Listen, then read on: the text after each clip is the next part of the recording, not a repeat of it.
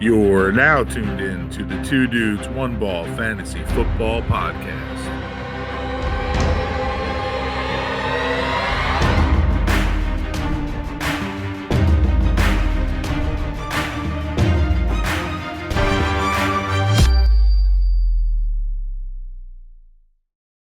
What's going on, everybody? Welcome into another Two Dudes, One Ball Fantasy Football Podcast. I'm Ryan Green, joined as always by the beautiful young man, Michael Leck.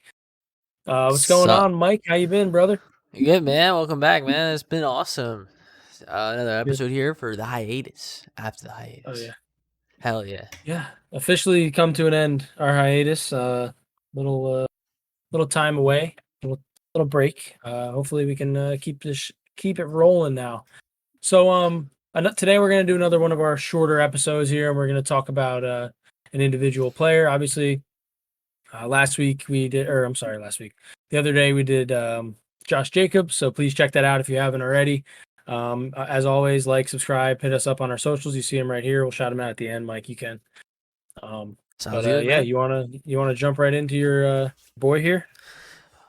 All right, yeah, sure. We can go right in. As we did a running back last time, we'll do a wide receiver this time, just to change it up a little bit. And the guy we're talking about today is DJ Chark from the Jacksonville Jaguars. Now, DJ Chark last year was abysmal for your fantasy football team, and so was every other Jacksonville Jaguar except James Robinson. So, what the hell are we going to talk about DJ Chark? Well, for one, if you don't know and you don't know by now, the Jacksonville Jaguars had a guy named Trevor Lawrence. Now, this kid, first round overall pick, he's going to be good. They added a running back, Travis Etienne, okay? Boom. They added Marvin Jones Jr., okay? Not a bad idea. They still have Tyler Eifert at tight end, okay?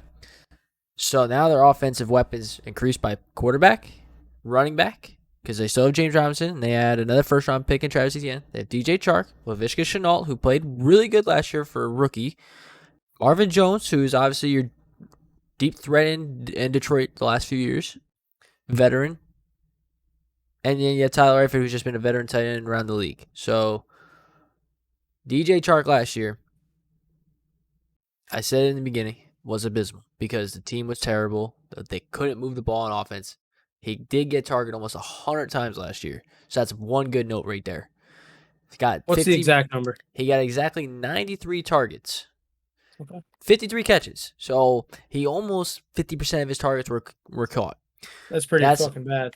That is pretty bad, but a lot of that is not on him. That's the quarterback play of Gardner Minshew, Brandon Allen, and I think they had one more guy in there.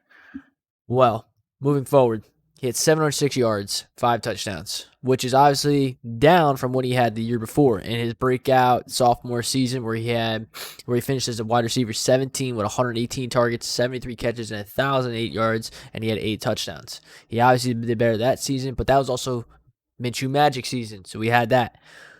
Well, now let's get to the big juicy stat here. Laviska Shenault is the big factor because he dropped 0 passes last year as a rookie dealing with Gardner Minshew, Brandon Allen. Yeah, he didn't get targeted a whole bunch, but the man was reliable. He played well. He was reliable.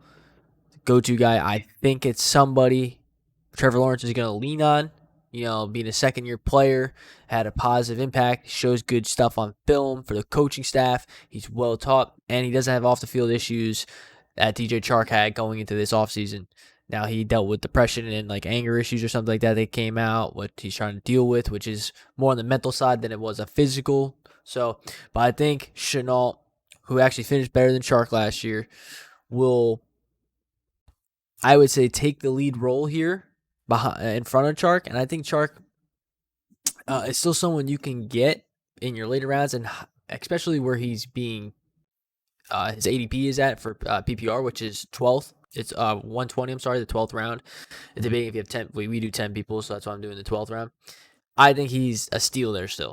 Now, I might not be high on Chark like some people are because he was the big guy 2 years ago, and last year, bad season as a whole on the offensive side. But Shenault, I like Shenault too much in the rise of him being that guy that Lawrence is going to lean on And I don't like the fact that Marvin Jones is there. Marvin Jones has his games last year. He has his games even when Kenny Galladay was there.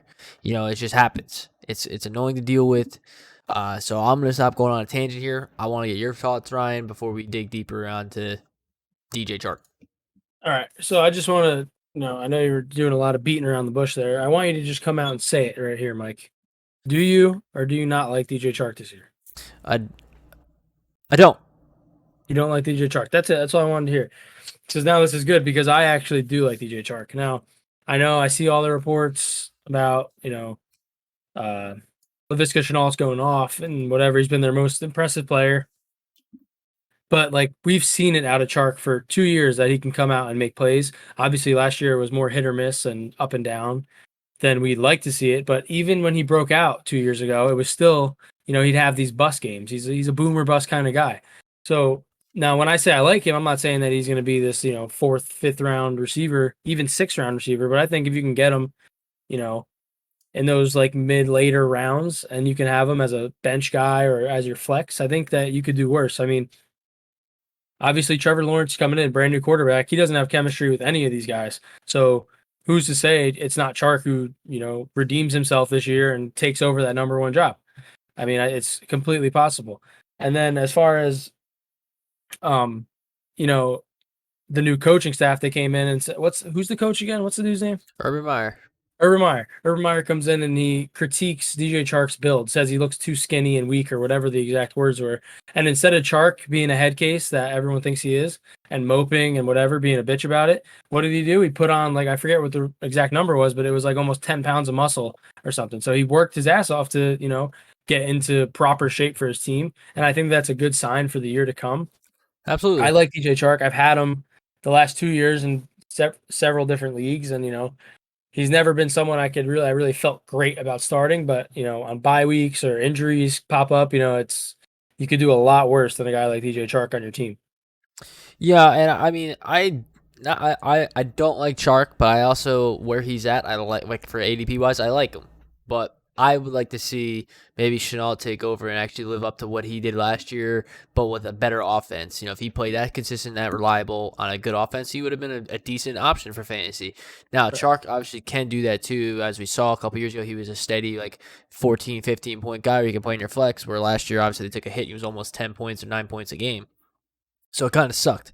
But yeah, man, I think if you're getting him in the, as your third wide receiver, possibly flex, maybe bench, him and Shenault are probably both in that same role. You like DJ Chark to take over that spot. I like Shenault. So that's my thing. I would take him probably around 7 or later. Like I said, you already have established 2 running backs, 2 wide receivers. Possibly he's your third or your flex, or he's just your first bench player if you go 3 running back options. So yeah, that's it. But I know, Ryan, you touched on it too. Trevor Lawrence being a rookie quarterback, it's tough to decipher who he's going to target the most because he has no chemistry with any of these guys.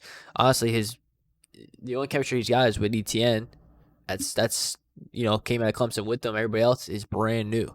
So, and you can't target ETN on every play, especially if ETN's not going to play all the time. So, it's going to be Shenault. It's going to be Chark. It's going to be Marvin Jones. One of them's going to take that lead role. So, it's going to be fun to watch, though, for sure. But something I want to touch on, and we had talked. Let me point out one more thing, too, with the Chark. This is his 2019 season, so when he really broke out. Week 1, 4 catches, 146 yards and a touchdown.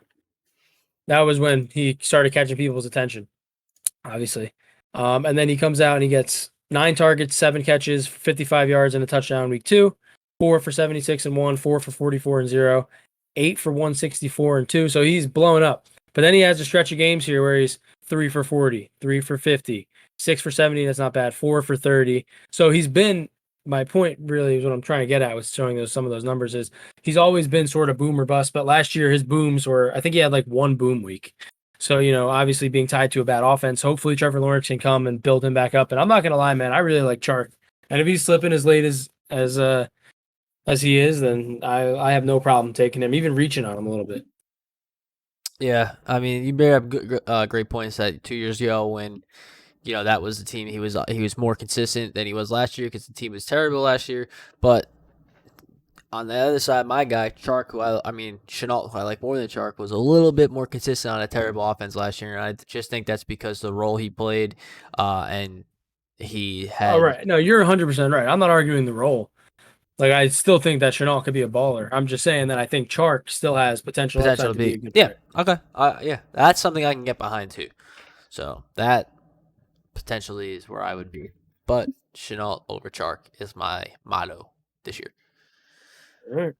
All right, Anything else man. here, Mike? Nah, dude, I think that's it. Another great little guy we got here. This is, like we said last episode or last little video, this is what's going to happen. We're going to start doing individual players here on the YouTube, just so you guys can get a more in-depth feel of how we think, the stats, breakdown of a player, what we expect, and what are our thoughts on each individual player instead of just sitting here doing nothing because of nothing's really going on.